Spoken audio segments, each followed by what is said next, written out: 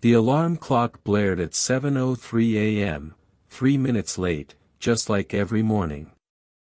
Jason Carter groaned, slapping the snooze button with practiced precision. But when his fingers touched the nightstand, the wood felt wrong. Too smooth. Unfamiliar. His eyes snapped open. The bedroom walls were the wrong shade of blue. The framed photo of his honeymoon in Bali, gone. Even the musty smell of their aging Labrador was missing. Jason bolted upright, heart hammering. "Sarah," he called out, voice cracking. The woman stirring beside him was not his wife. She blinked at him with the wary confusion of a stranger. "Who the hell are you?" The scream that followed brought two children running, children he'd never seen before. Panic set in as Jason raced through the house. His coffee mug with the chipped handle replaced. The scratch on the hallway floor from moving day vanished. When he grabbed his phone, his fingerprint didn't unlock it.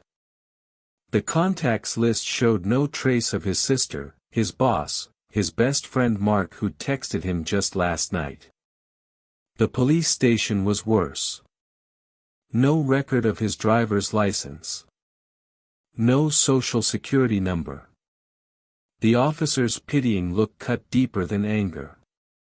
"Maybe you should see a doctor, sir." It was in the attic, digging through mildewed boxes, that Jason found it, a faded Polaroid of a family picnic. His parents. His brother. And there, in the center, a figure with a smeared, faceless blur where Jason should have been. That's when his fingers brushed the crumpled paper in his pocket. The single sentence, scrawled in what might have been his own handwriting, turned his blood to ice. Asterisk, "You weren't supposed to wake up here." Asterisk. Outside the window, the neighborhood looked perfect. Too perfect. And for the first time, Jason noticed, the birds weren't singing.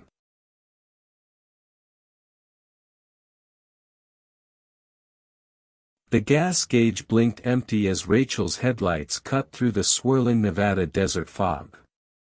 The sign appeared like a mirage, asterisk, black spruce, next exit. Asterisk. She pulled into the only station, its flickering neon casting long shadows. The attendant's smile didn't reach his eyes. "Storm's coming," he drawled, wiping his hands on an oil-stained rag. Rachel's watch read 11:47 p.m. Main Street looked lifted from a 1950s postcard, vinyl booths in the diner, a marquee advertising asterisk, now showing, Vertigo. Asterisk, but something prickled at her neck. Every store had identical, closed signs. The few pedestrians walked with eerie synchronization, their laughter just slightly out of sync with their moving mouths. The church bell tolled midnight. A gust of wind sent Rachel's hair whipping across her face. When she brushed it away, the street was empty. The diner's neon now spelled Elim DDA in broken letters. The gas station had become a boarded-up ruin with "Condemned" spray-painted across the pumps. Footsteps echoed. The same attendant approached, wiping his hands on the same rag. "Storm's coming," he repeated, voice distorted like a slowed record. Rachel bolted for her car. The highway became Main Street. Then the school parking lot. Then Main Street again. Her GPS showed only swirling static. At the third pass, she noticed the bulletin board outside the vanished diner.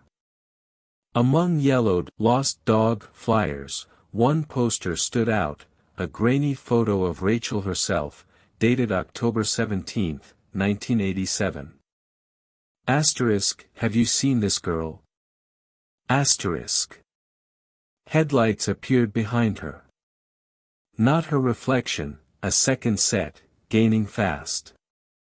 The radio crackled to life with a child's whisper, asterisk, you should have kept driving, Rachel. Asterisk. Her watch, now rusted and frozen, still read 12 o'clock.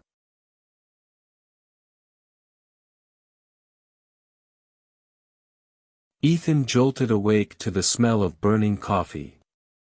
His studio apartment was freezing, breath visible in the morning light. The percolator hissed angrily on the counter, except Ethan never made coffee. Then he saw himself. An identical Ethan in the same wrinkled Iron Man t-shirt stood frozen by the fridge, milk carton suspended mid-pour. Their eyes locked. The other Ethan's face twisted in pure terror. You weren't supposed to see me, his doppelganger whispered, voice cracking in perfect unison with Ethan's own thoughts. Asterisk, they're coming. Asterisk. A car alarm wailed outside. The other Ethan's head snapped toward the window. When Ethan blinked, the double was gone, only an overfilled cereal bowl remained, milk spilling across the counter like a silent scream. The street below swarmed with black sedans. 3 figures in identical black suits and mirrored sunglasses stood motionless beside a parked car, heads tilted upward at Ethan's window. None of them breathed fog into the cold air. Ethan stumbled backward into the bathroom. The medicine cabinet mirror showed his panic-stricken face, until his reflection slowly smiled. Too late, mouthed the mirror Ethan as the real one gasped. The reflection reached through the glass. The doorbell rang. 3 sharp knocks echoed through the apartment. The lock turned by itself. Rain lashed against the windshield as Kyle's dying headlights revealed the neon sign, vacancy, blinking erratically. The hotel loomed, a 1920s relic with too many windows, its reflection pooling in the flooded parking lot. The receptionist didn't blink. Room 217, she said, though neither had spoken. Her name tag read asterisk M. Today, asterisk in smudged ink. The key she offered was warm, like something recently removed from a pocket. Their footsteps echoed down endless hallways. Sarah counted doors, 213, 215, then suddenly 241. The wallpaper pattern changed when she looked away. Kyle swore their door had been oak, now it was steel with strange scratch marks. Inside, the bedside clock flashed 12:17 in blood-red digits. The room smelled of wet earth and copper. Sarah found a hairpin on the nightstand, identical to the one she'd lost last year. Let's get out of here, Kyle whispered. The hallway stretched impossibly long. Stairwell signs led only to more corridors. When they burst through an emergency exit, cold air hit their faces, they were back in the lobby. Checking in again, asked the receptionist, still holding their warm key. Behind her, the registry lay open. Page after page showed their names, asterisk asterisk, Kyle and Sarah Mercer, asterisk asterisk, with dates stretching into 2032, 2047, 2099. The elevator dinged. Room 217's door stood ajar inside, the bed neatly made with 2 familiar suitcases. The VHS tape sat between a broken toaster and a stack of National Geographics, its label screaming, "For you," in jagged Sharpie letters. Daniel couldn't explain why his hands shook as he paid the thrift store clerk, a man with too many teeth who whispered, asterisk, about time you came for it. Asterisk. His CRT TV hissed to life.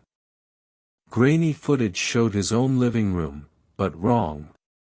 The wallpaper was darker. The clock read 9:17 instead of 3:42. Then Screen Daniel lunged into frame, his left eye swollen shut, lips cracked with dehydration. Asterisk, if you're seeing this, the shift already started. Asterisk, the voice was his, but warped, like a voice memo played underwater. Asterisk, they're layering realities, this world's next. Look for the, asterisk. The tape glitched. For 3 stomach-dropping seconds, Daniel saw himself strapped to a chair, screaming silently as shadowy figures adjusted massive machines. Then static. He woke to a headache and the smell of burning plastic.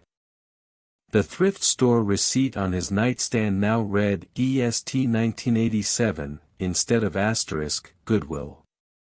Asterisk outside, Mrs. Kowalski walked her poodle, except the dog had too many legs, and its bark sounded like a crying baby. The sky burned violet at noon. Rewinding the tape revealed new footage, Screen Daniel calmly sipping coffee in the corrupted version of Daniel's kitchen. You thought you were watching this, his double murmured, asterisk, but you're already in their world. Asterisk. Behind him, the thrift store clerk appeared in the reflection, removing his human face like a mask.